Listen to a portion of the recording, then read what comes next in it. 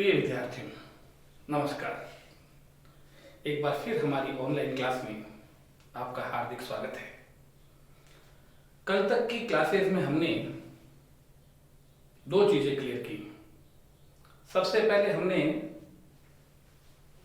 पहले वीडियो में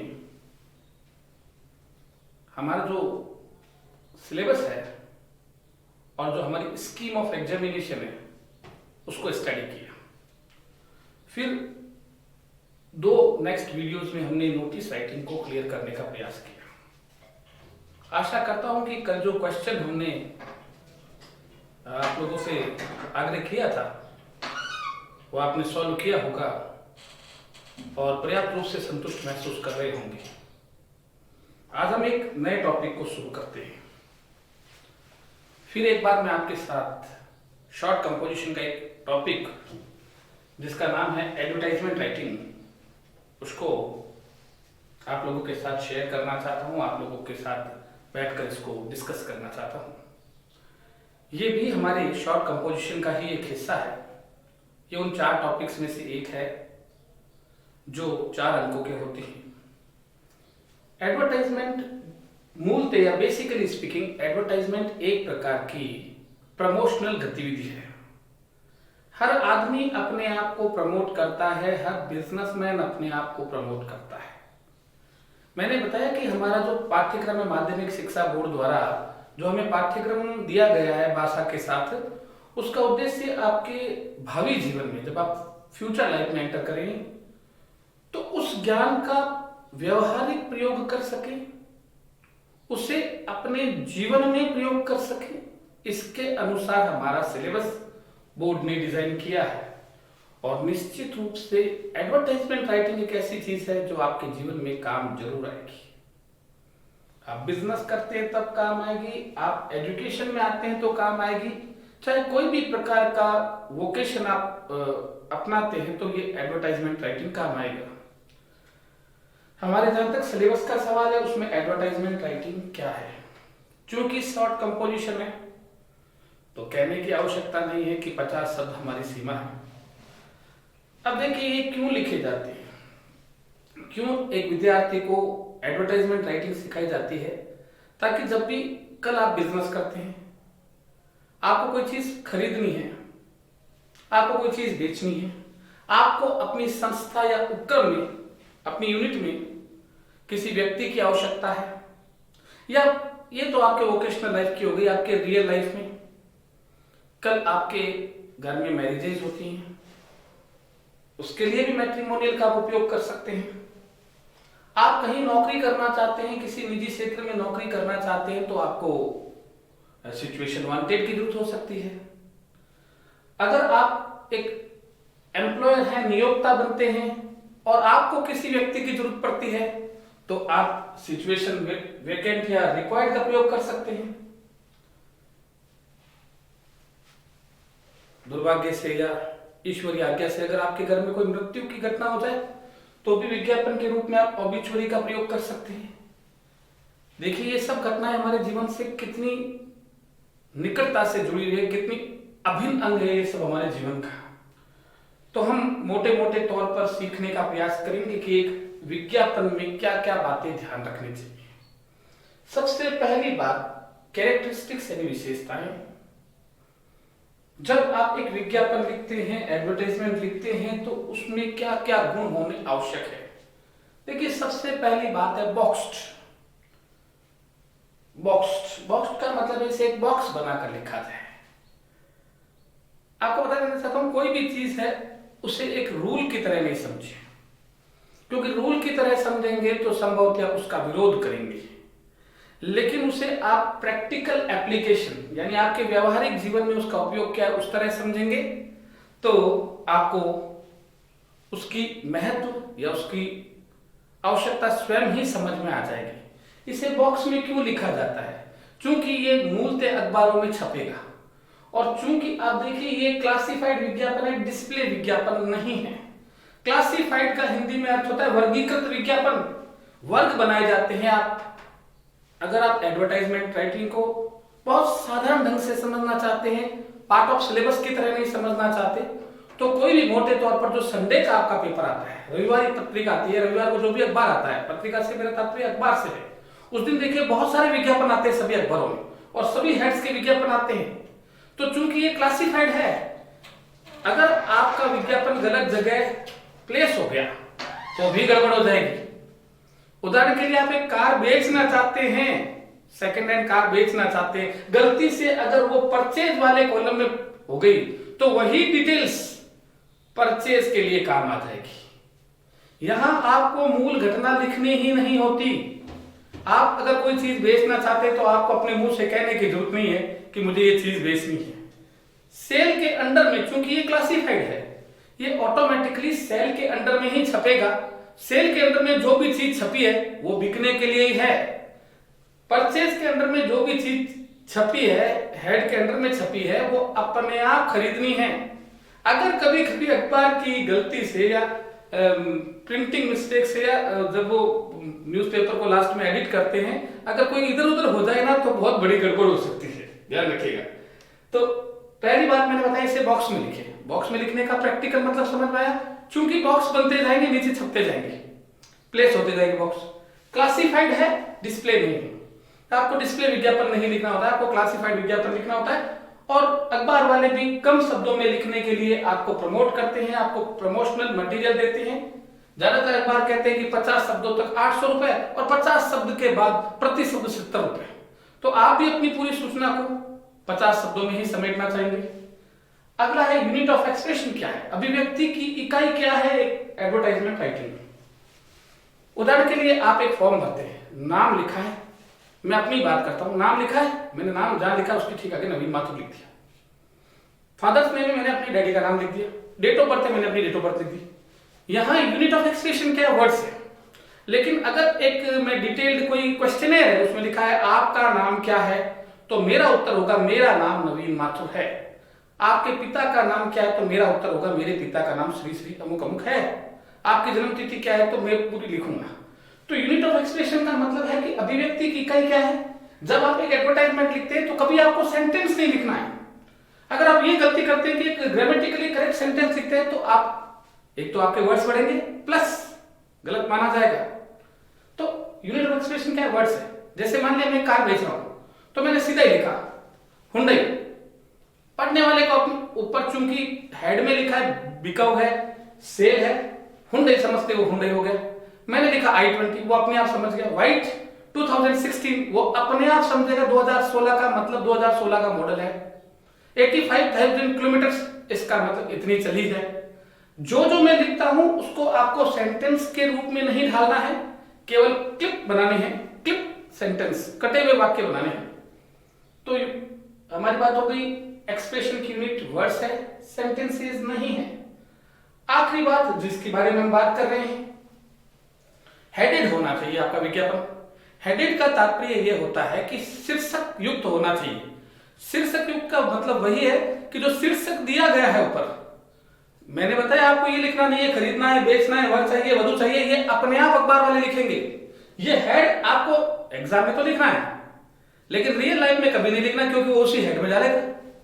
तो ये हो गई, ये तो हो गई मोटे मोटे तौर पर हमारे एक अच्छे एडवर्टाइजमेंट राइटिंग की विशेषता। इन बातों को ध्यान रखिए, एक बार संक्षेप में पुनः सुनिए। आपका विज्ञापन, पहली बात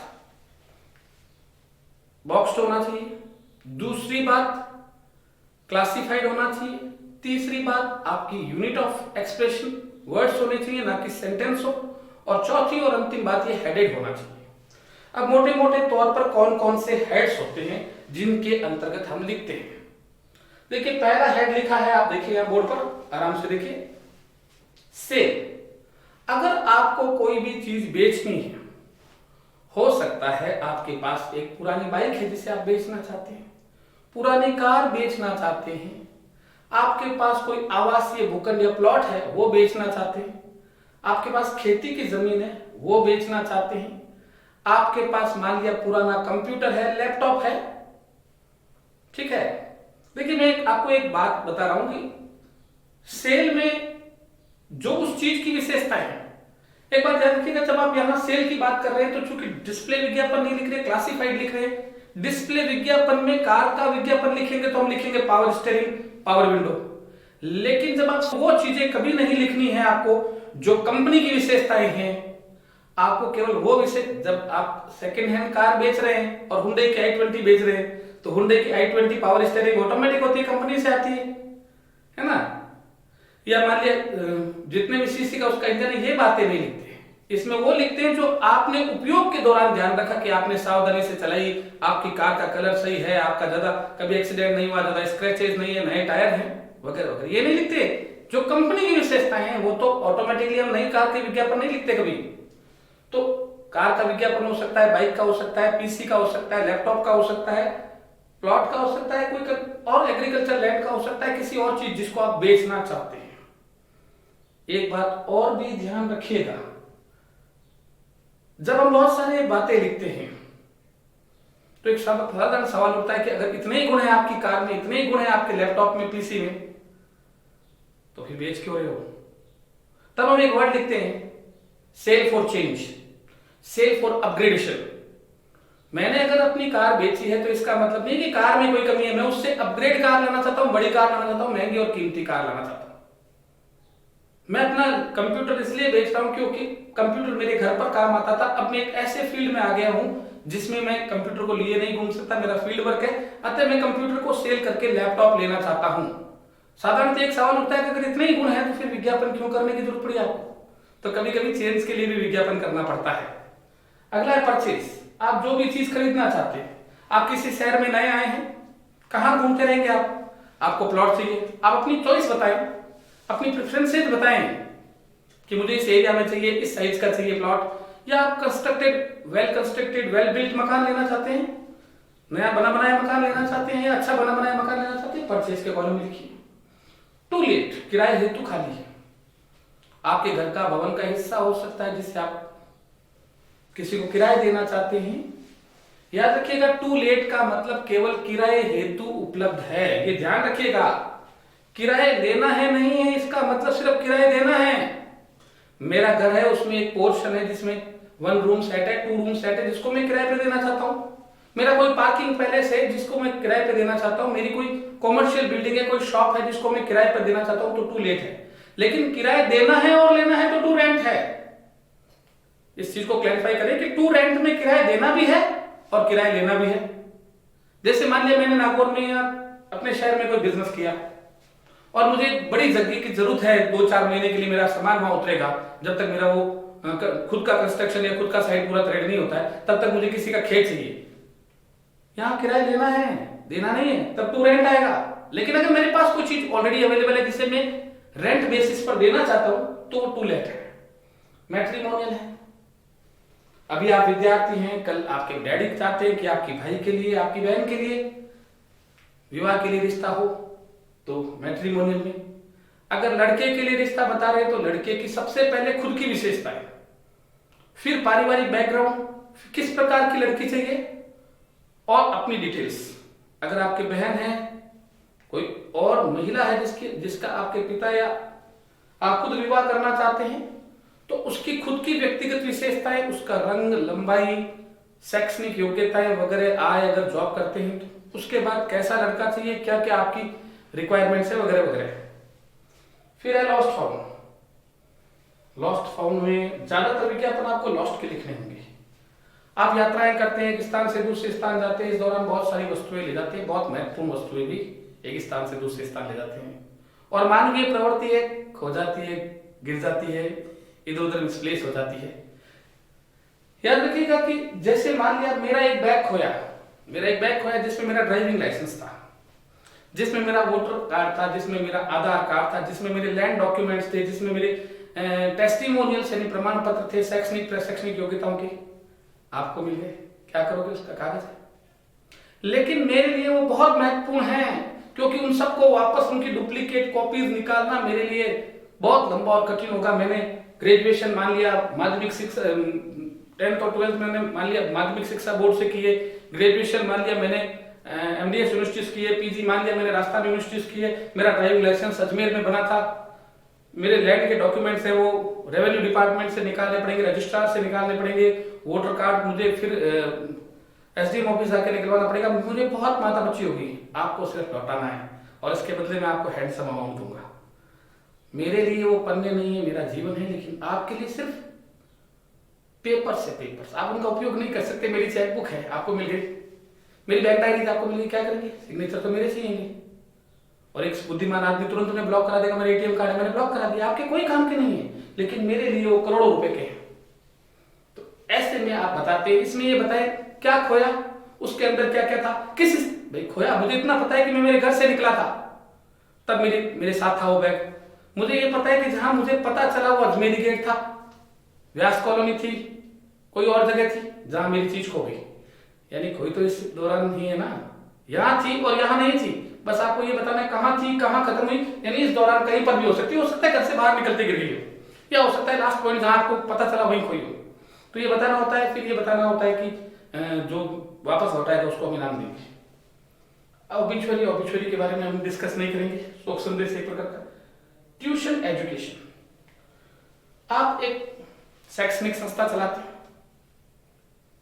एकेडमिक पढ़ाई के लिए मान लिया 10th 12th कंपटीशन की तैयारी कराते हैं, विज्ञान वर्ग में आप मान लिया नीट की तैयारी कराते हैं, आईआईटी की तैयारी कराते हैं, डिफेंस सेक्टर में आप तैयारी करवाते हैं, या जनरल कंपटीशन क्लासेस चलाते हैं, पटवारी, ग्राम सेवक, RAS, teachers, lecturers, banking officials, इनकी क्लासेस चलाते हैं, या हो सकता है आप हॉबी क्लासेस चलाते हो।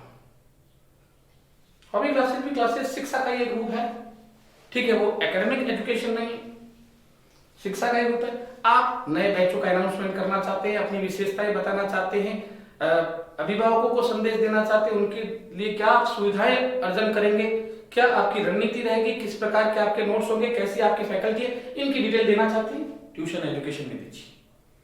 अगली बात आती है सिचुएशन वांटेड, ये थोड़ा सा अलग है। यहां नौकरी चाहिए, नौकरी देनी है नहीं। मान लिया आप एक जगह पढ़ा रहे हैं और अच्छा भला पढ़ा रहे हैं, अब बाई चांस आपको वो शहर छोड़कर दूसरे शहर जाना पड़ा। जहां आप शहर में रह रहे थे वहां आपको सभी लोग जानते थे, आपके पास समय नहीं था, इतने आप पॉपुलर थे, इतने आप लर्नेड थे अपने फील्ड के। मैं टीचिंग की नहीं कहता हूं, अपने फील्ड के जो भी आपका फील्ड था उसमें आप बहुत लर्नेड थे, आपकी उस एरिया में बहुत डिमांड थी, लेकिन फॉर्चुनेटली अनफॉर्चुनेटली, सौभाग्य से दुर्भाग्य से आपको शहर छोड़ना पड़ा।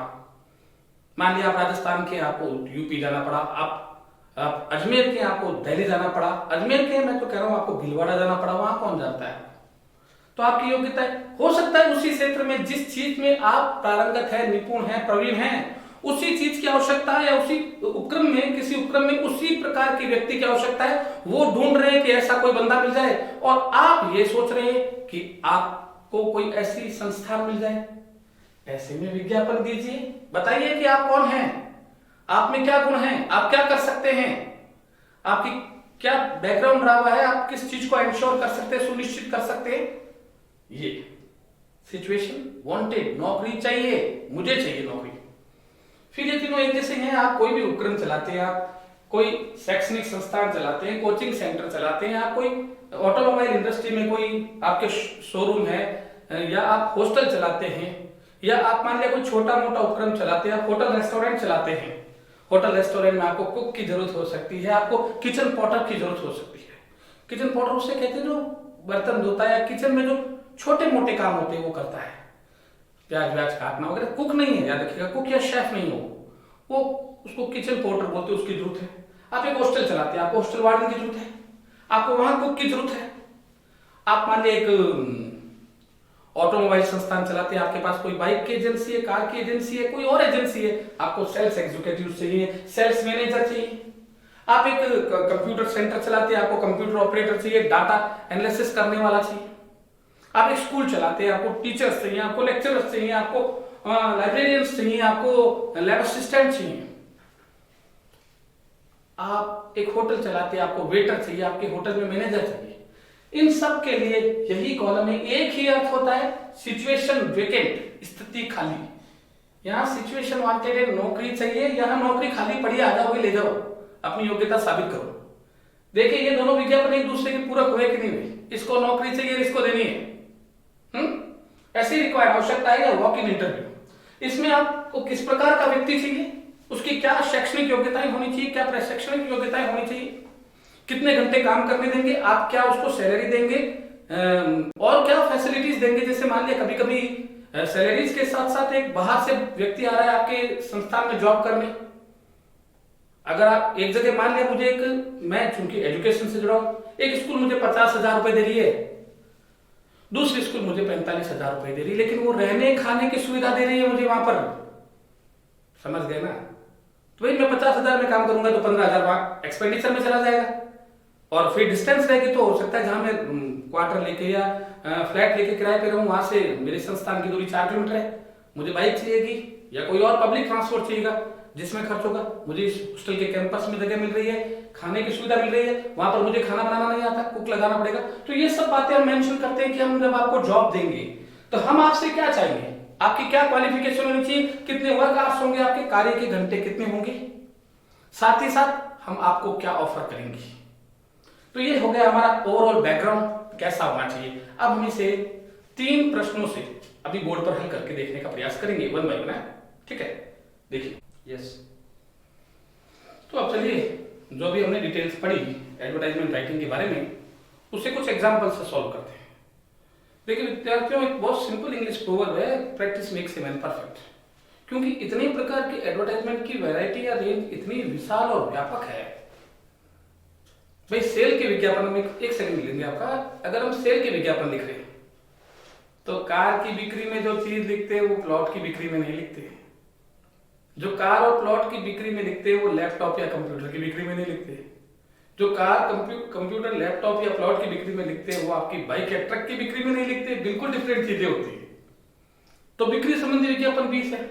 आपको किराया देना है, किसने कहा आप अपना फ्लैट ही किराया देंगे, आप 1 रूम साइड किराया दे रहे, आप अपना पार्किंग एरिया किराया दे रहे, आप हो सकता है अपनी जो रूफ है उसको किराया दे रहे हैं। बड़े शहरों में तो छत भी किराया देते हैं फंक्शंस के लिए, पार्टीज के लिए, है ना।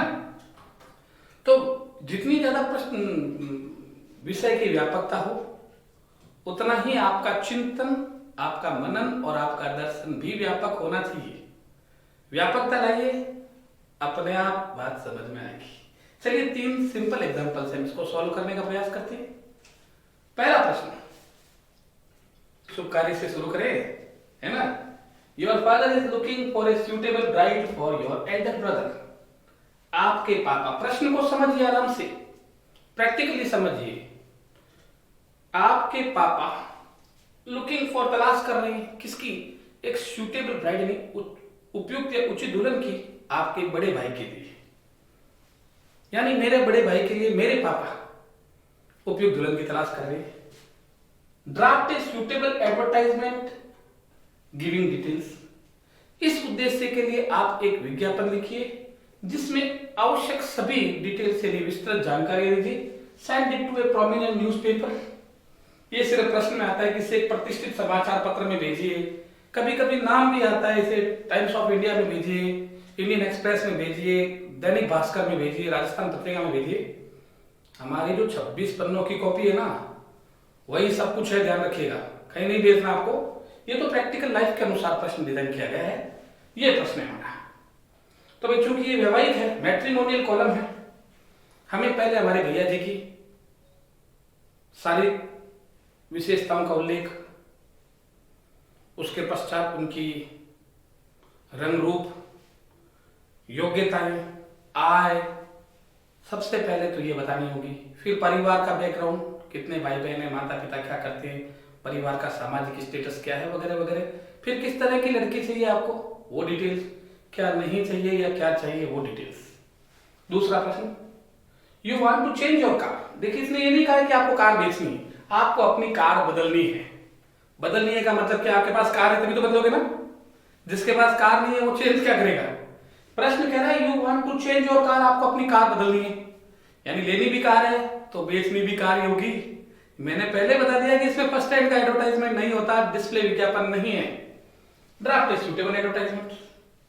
इसका मतलब आपको अपनी कार की बेचने का विज्ञापन देना है।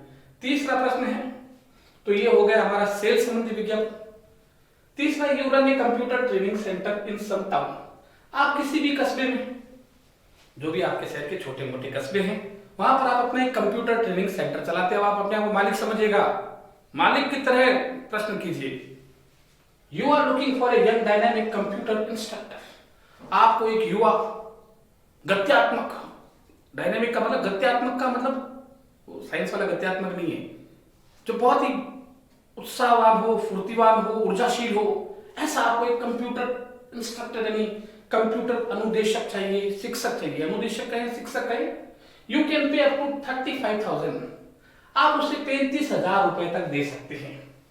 देखो हमारे जितने भी ग्रामर के या कंपोजिशन के टॉपिक्स हैं उनमें जितना डिटेल प्रश्न में आता है वो सदैव आपके बेनिफिट के लिए मानकर चलिए। कम से कम अब आपको सैलरी तो नहीं सोचनी पड़ेगी अगले की, ये तो प्रश्न दे दी। Draft a suitable advertisement producing necessary details, बाकी डिटेल्स आपको प्रोड्यूस करनी पड़ेगी और विज्ञापन देना है। चलिए हम इसे प्रैक्टिकली पहले प्रश्न को पुनः आ जाइए पहले प्रश्न पर। आपके पिताजी आपके भाई के लिए, बड़े भाई के लिए उपयुक्त दुल्हन की तलाश कर रहे हैं और उन्हें हेल्प कीजिए, बल्कि उनके लिए लिख दीजिए और अखबार में भी भिजवा देते हैं। तो हमारी बात हुई थी कि एक अच्छे एडवर्टाइजमेंट की विशेषताएं क्या होती है। तब मैंने पहली बात बोर्ड पे लिखी थी बॉक्स होना चाहिए। अब देखिए हम चूंकि एग्जाम को प्रैक्टिकली माइंड में रखेंगे, थ्योरेटिकली माइंड में नहीं रखेंगे एग्जाम को, क्योंकि थ्योरेटिकली रखेंगे तो वहां गड़बड़ा सकते हैं। आपको बॉक्स बॉक्स बनाना नहीं, क्योंकि बना लोगे और लास्ट में मान लिया 8 अल्फाबेट का वर्ड है और आपके पास 4 अल्फाबेट की जगह बची।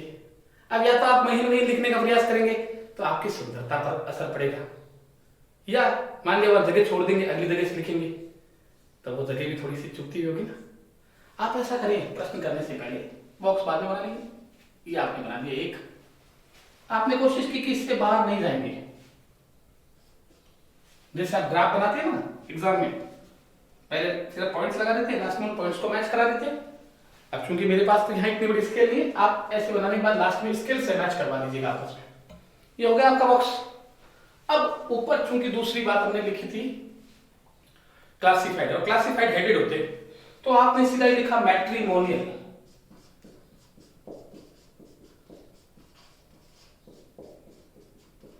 मैट्रिमोनियल का मतलब वैवाहिकी।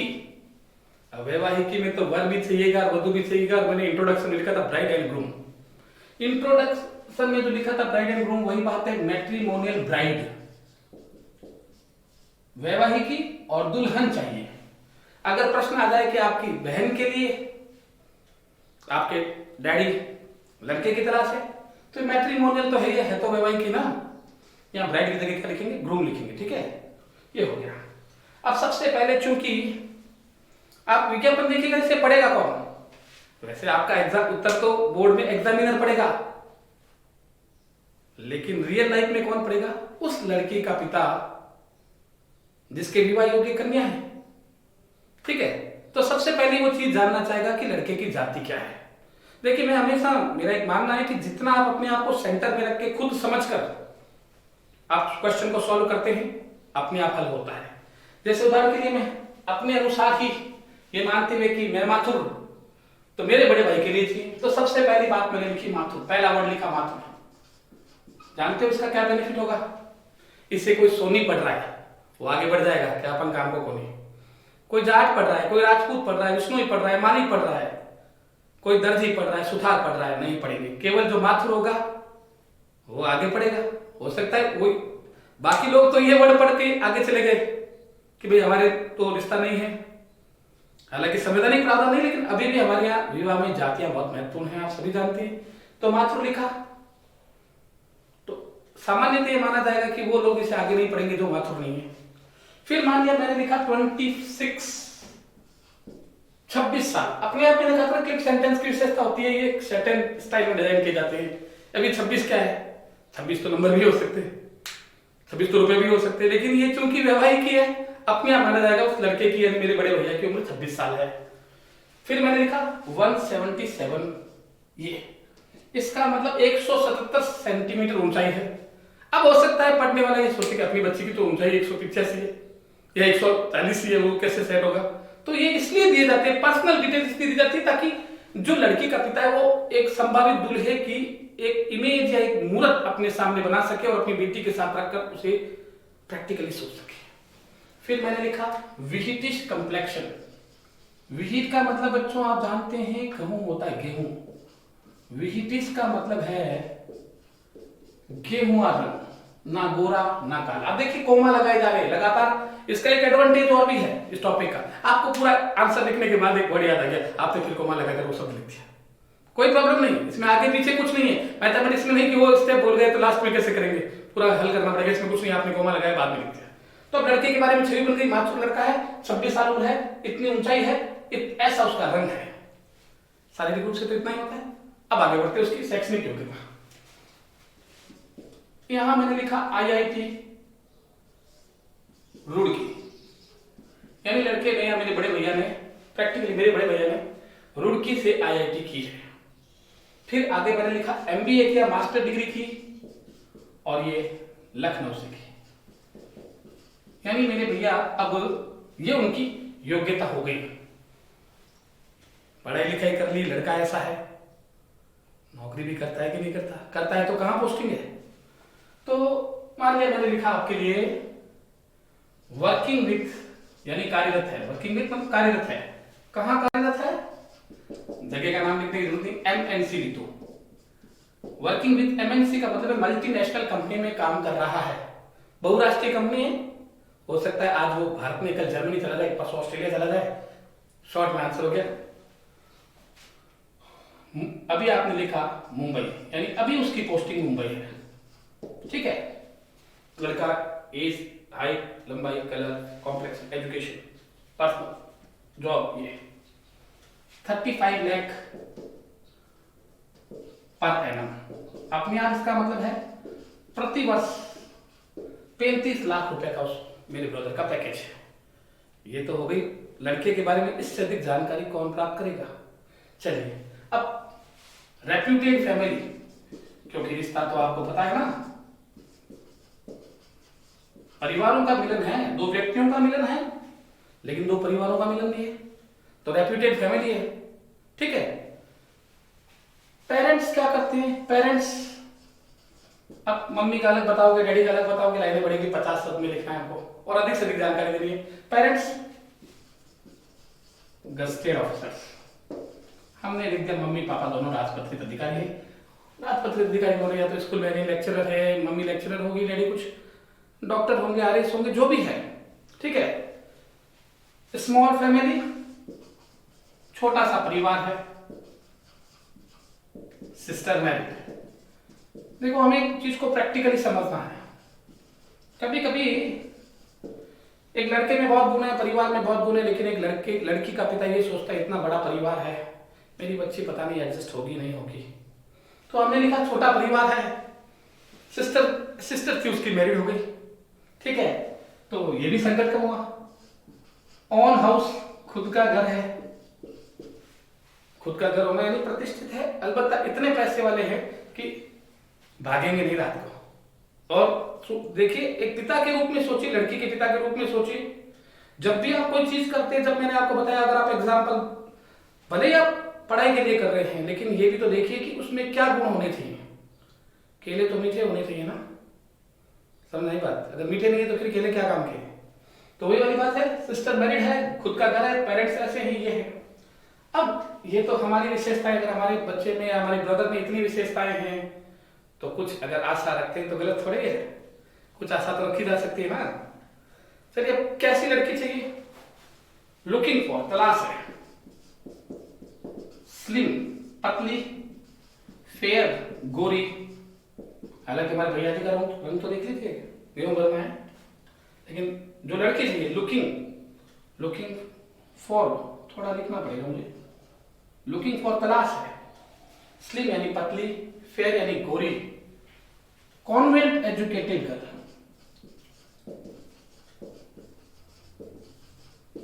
कॉन्वेंट शिक्षित लड़की अगर है, कॉन्वेंट से पढ़कर आई है तो ऐसी लड़की। अब चूंकि भैया जी बहुराष्ट्रीय कंपनी में है, तो वो ऐसी लड़की चाहेंगे ना जो उनके साथ जॉब करती हो, वरना घर में हाउसवाइफ की तुलना में सामान्य थे। मैं कोई भी प्रकार की अच्छाई बुराई नहीं बताता, सामान्य ये बताने का प्रयास कर रहा हूँ कैसा व्यक्ति कैसे व्यक्ति को पसंद करेगा। आपने अक्सर डॉक्टर कपल्स देखे होंगे, क्यों होते हैं, क्योंकि वो प्रोफेशनली क्वालिफाइड लोगों को पसंद करते हैं। तो हमने यहां लिखा प्रोफेशनली क्वालिफाइड,